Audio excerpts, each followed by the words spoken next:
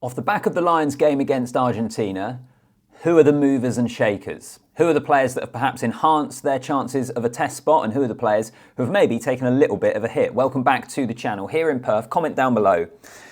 What are the players that stood out to you? Now, in all honesty, it's one game. On the one hand, it's one game. I don't think anyone has played their way out of contention.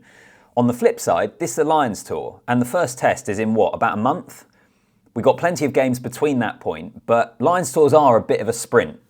And so therefore, already, you might see players who end up being in the midweek team rather than necessarily the Saturday team. And I suppose in particular for the team we're going to go through who played against Argentina, even if their case wasn't necessarily a negative one off the back of that game, what if someone comes in their position against the Western Force, because we're expecting pretty much wholesale changes, and what if that player has an absolute blinder? Even if the player against Argentina specifically didn't hurt their case, they could end up being on the fringes because of someone else's performance. The nature of a Lions tour, so let's get into it. I thought I'd just talk through the 23 from the Argentina game, and we can kind of see what our thoughts are on them. Let's start in the front row. Ellis Genge, Luke Cowan-Dickie, Finlay Bealham. I thought Ellis Genge in particular had a really, really good game, in particular in the second half with some of his ball carrying, but the scrum was really solid throughout. He was winning penalties. He was pretty destructive in all honesty, wasn't he? Like, Genge is a guy that you don't necessarily see him dominate the scrum every single time, but when he does, he can get on a real roll like he did in that Argentina game. I thought he was destructive in the scrum. He was really good in the loose. I thought he put himself in a great position. We know Andrew Porter, I think for most of us coming into the tour, would have been who we think is going to be the number one choice. He's been so good for Ireland, but Genge really put on display, this is what I can do. This is why you select me. I thought he had an excellent game. I'll get on to Cowan-Dickie in a minute in the hookers. Finlay Bealham I thought was actually good. I don't mean that sounds so surprised. I thought his first 20 minutes was very good, like very, very good. Plenty of energy, physical, was really involved in the game, popping up everywhere.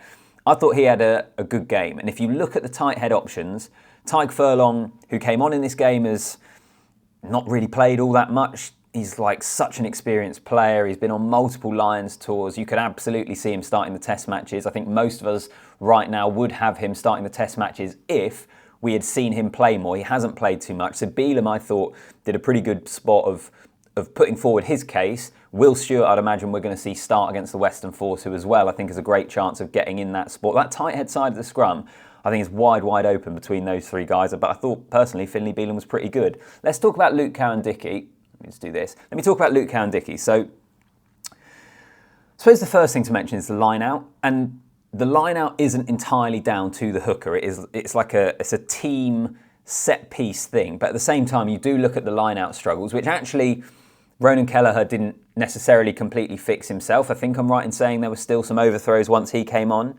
So, given that Cowan-Dickie and Kelleher, you would imagine, are playing second fiddle at the moment behind Sheehan, I'm not sure either of them have done quite enough to really knock the door down. And I feel at the moment, those two are playing for the bench spot.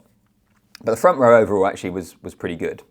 Maro Itoje in the second row, he's the captain. We know he's going to start. I also thought he was really, really good. He has a knack of just being able to pop up in places, loose balls, clean things up. His work rate's ridiculous. It was weird to see him in a game of that calibre not play the full 80 minutes, because we're used to it with England. He basically never comes off. Doesn't tend to come off for Saracens either, but he was subbed off. But Itoje, very good. Byrne, I thought, did well. The question really with Byrne I have at the moment is, could we see him slot into the back row, or will we see him in the second row? I guess the one thing actually, if we're talking about the line out and saying it's a full team unit, and then in particular the second row, could Ollie Chesham, who didn't feature in this game, his case have been enhanced because of how good he is in the line out? He was brilliant for England and shoring up that set piece in the Six Nations. So I didn't think Tadhg Byrne did anything wrong. But if we're looking at the line-out specifically, could Ollie Chesham be a guy that might come in and improve that? He could also slot in at 6, though, as well. Despite the fact the Lions have so many good back row options, like open side options, could we see someone like a Byrne or a Chesham drop to 6? So maybe Chesham partners Itoje in the second row and Byrne moves to 6, or vice versa. You keep Byrne in the second row and Chesham's at 6, but it probably shores up your line-out. Certainly something I think to keep an eye on. Tom Curry, Jack Morgan, Ben Earl. That was the back row. I thought All right, so I'll start with Ben Earl first of all. Quiet-ish first half, really good second half. He was a bit like Ellis Genge. I felt it was Genge and Earl for that period where the Lions had a lot of success and did score a couple of tries and an Argentinian got sent to the bin. It was off the back of, in particular, Genge and Earl's carrying. Earl's carrying very good in the second half. Not quite as lively in the first half. With number 8, I just wonder whether they're going to need Jack Conan as the kind of out-and-out 8 on the tour. I know Earl can play 8, Pollock could play 8. We've seen Curry at 8 before. I think I saw someone on a previous video saying that Jack Morgan has played 8 before as well. So there are other guys that can play 8. I just wonder whether you're going to need Conan as your traditional, does it every single week, number 8. But I did think Ben Earl had a good game. And actually, if we're thinking about the test team, there's a great chance that the bench option for your back row is going to be an Earl or not necessarily a Pollock. I'll come on to him now. But it's going to be someone that can almost cover the whole of that back row. Plus, you know you're going to get real punch and real dynamism off the bench with Earl as well. So I thought he had a good game. Tom Curry and Jack Morgan, I thought they both had nice moments. They both had some really clutch, like class turnovers. Did we see enough of them across the whole piece, particularly given the fact that you've got Van der Fleer to come in, that Andy Farrell knows so well. You've got Conan to come in, that knows Andy Farrell and his system so well. I love Tom Curry, I love Jack Morgan. Personally, before this tour, I had both of them in my starting back row for the tests. I just wonder, off the back of Argentina, they didn't have a bad game by any stretch. In fact, they had some really, really good moments. But again, because Andy Farrell wasn't happy with the performance quite where they stand in the pecking order. I'll go through actually a couple of those bench options. So Scott Cummings, again, good, didn't do himself any disservice, but I'm still not quite sure where he fits into the equation at the moment. Pollock, one good carry, one bad missed tackle, which actually Curry, I think, wasn't it, had also missed the tackle beforehand for one of the Argentina tries.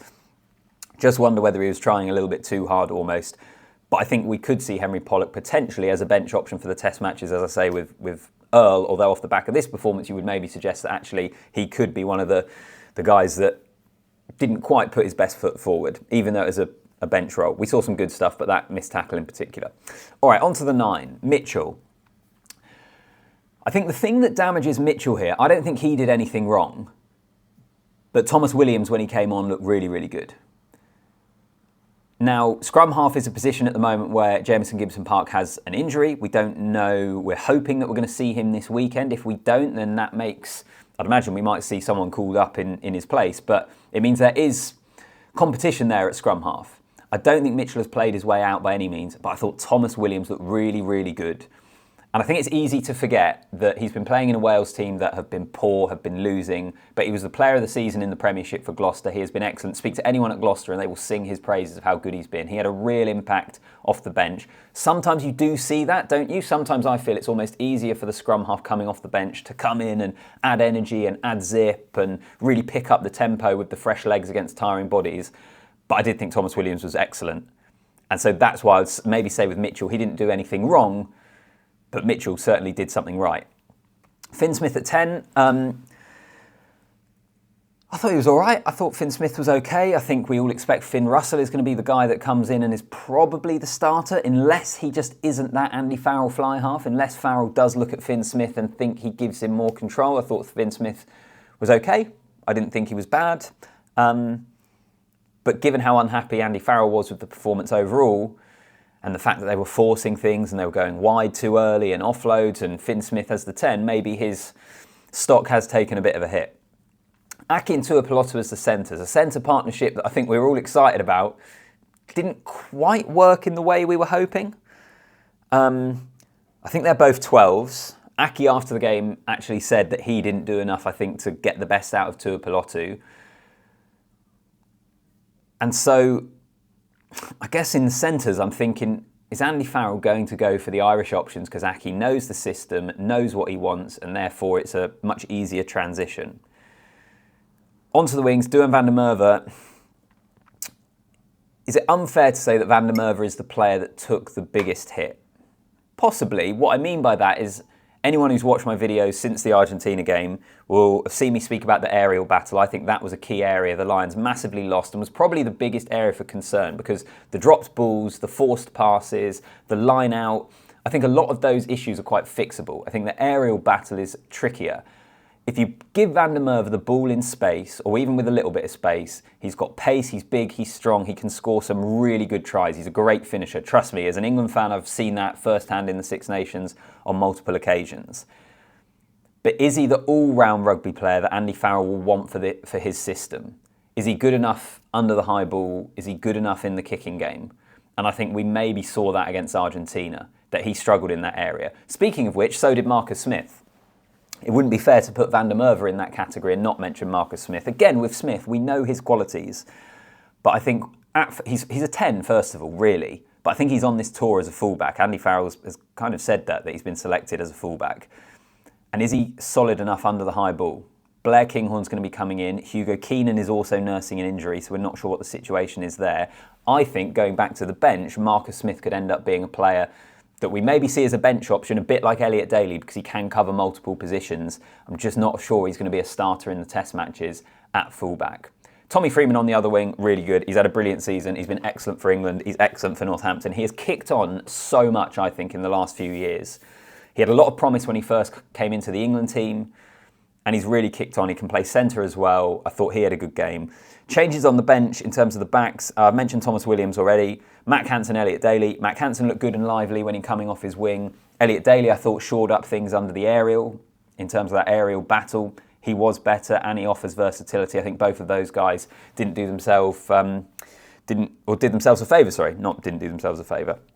That's my general thoughts on the 23 for Argentina. Who are the movers and shakers for you? Yes, I know it's early in the tour. I don't think anyone has ruled themselves out. But after this weekend, when hopefully we've seen everyone play, then all of a sudden some of these guys, even though they haven't done anything wrong, might find themselves down the pecking order because someone else in their position has really put a good foot forward. So let me know in the comments section.